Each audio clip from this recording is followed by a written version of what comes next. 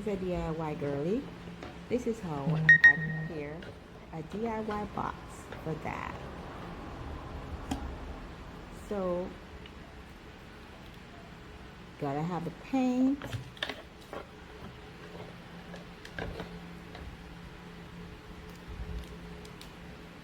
And to fix those cracks, definitely. Roller.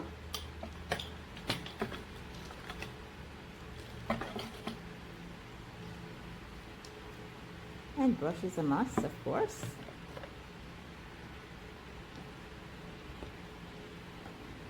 For the cleanup job,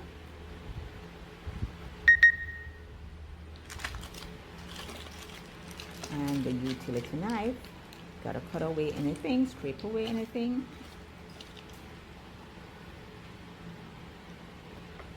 Protection, definitely.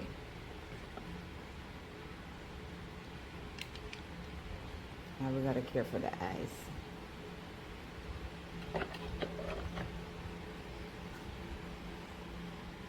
So after a long day, Daddy's gonna want a little refreshment. Yes.